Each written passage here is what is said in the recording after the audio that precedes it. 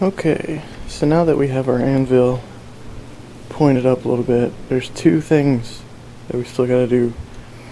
We gotta make it, give it a stand to make it an appropriate height to work on, and then we need to quiet it down somehow.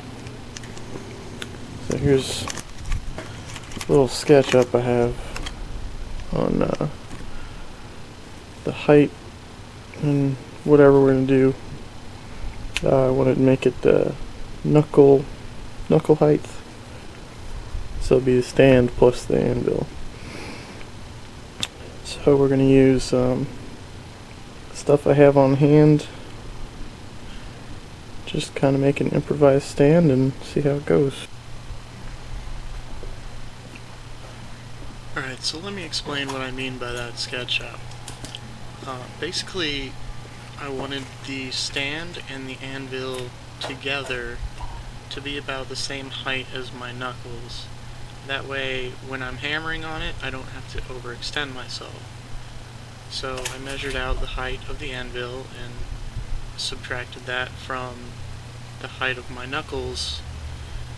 That would be my arms at their side just limp with me standing straight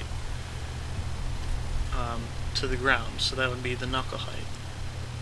So once I've got that measured out, I just look through the garage for some wood that I have laying around, and I just start measuring and cutting and getting to it.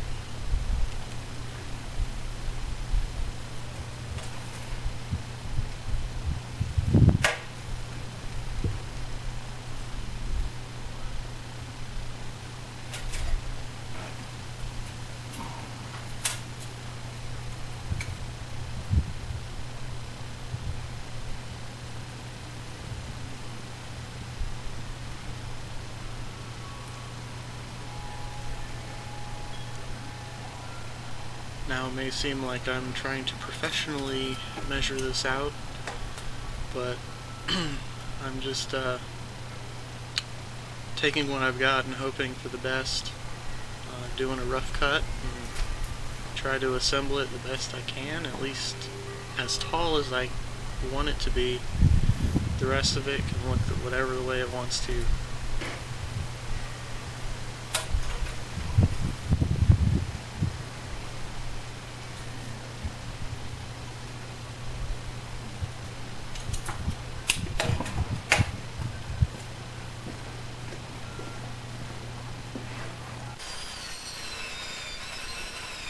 So, I greatly underestimated the power that this wood has. It seemed to be a very tough wood, or definitely hard to cut through. I don't know if I had the wrong tools, or at least the wrong saw on this occasion. But after cutting a couple and realizing it's a little difficult, I end up switching to another saw. I guess it's a framing saw that we had sitting around, and it seemed to cut through much better. It was still very tough, and I guess the height wasn't that great, but it made it a lot easier.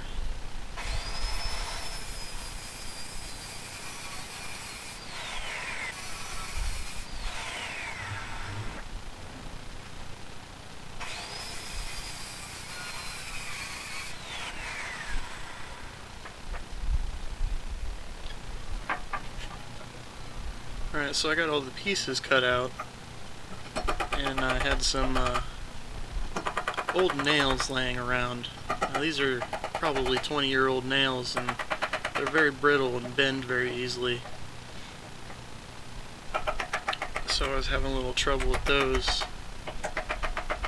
especially on the stack I have here. So I ended up taking them off, giving a harder surface to nail on. So I got the bottom two pieces together, but it was giving me so much trouble, I ended up switching over to screws.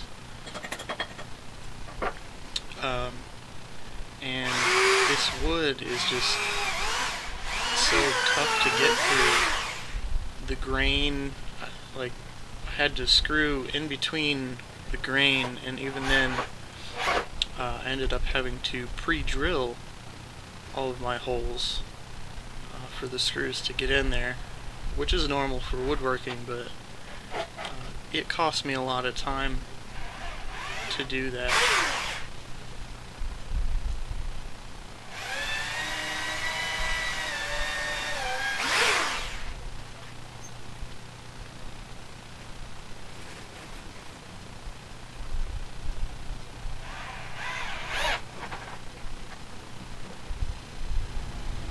So here I have all of the square pieces put together and anchored to each other, but it still wasn't tall enough, so I found a couple of pieces of scrap 4x4, and sitting on their sides, they still were a little shy on the height.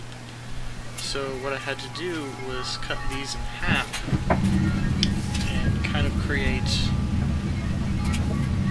feet for the stand. It actually kind of serves a good purpose because it'll leave holes underneath the stand where you can put your feet. Instead of kicking the stand every time you want to use an anvil, you can just put one foot underneath it.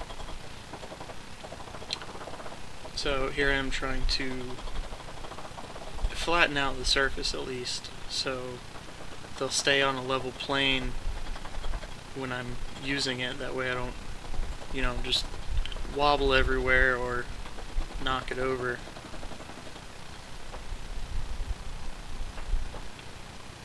But I'll end up anchoring these down. I'll start with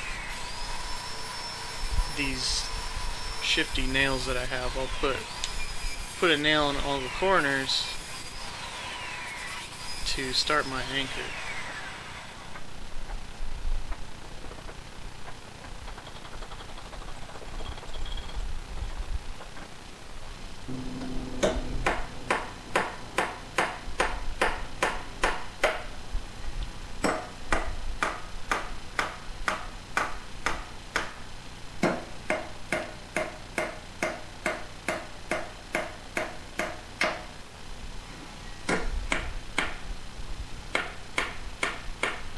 So basically I'm just putting the nails in halfway, and I'm going to cut off the top of them. That way they have another sharp point. So it's basically a two-way nail that I can just hammer in the quote-unquote feet to anchor them in.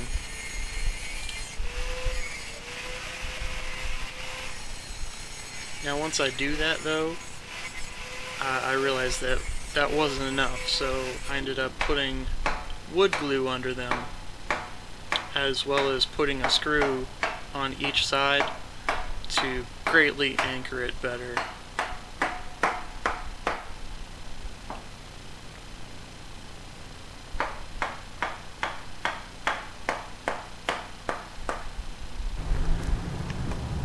Alright, so we've got the anvil stand put together out of stuff I had laying around. Got it to my 18.5 inch mark that I was looking for. So what I'm probably going to do is cover it up. And, rubber strips. Just lay that across it. And when I put the anvil on top of it, I'll just cut those off. That should reduce the noise. But after that, it's a test fit and see how well it works. Alright, here's the anvil on the stand now. I have to figure out how to secure it, so void space underneath it.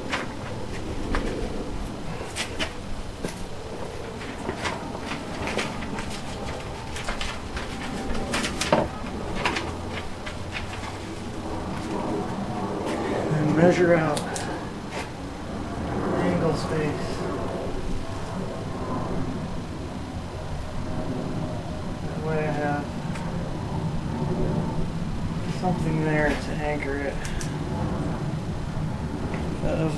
these nails. So at this point, I'm just incredibly frustrated. I tried putting the rubber strips underneath the anvil, and they just wouldn't sit straight. It's just old rubber from patio screens, and it just wouldn't sit right. So I tried to make the wooden filler for the inside rim of the anvil, and I didn't have adequate enough tools. I had a bandsaw die on me, then I had a jigsaw just not cut through the wood. I didn't want to waste all that extra time trying to sand it down to the size. Again, I was just so frustrated at this point. I took these old shoddy nails and just bent them over the side of the anvil, and that seemed to work. I mean, it doesn't fall off, and you know, in the end it seemed to work out pretty well, because it did dull the sound a little bit.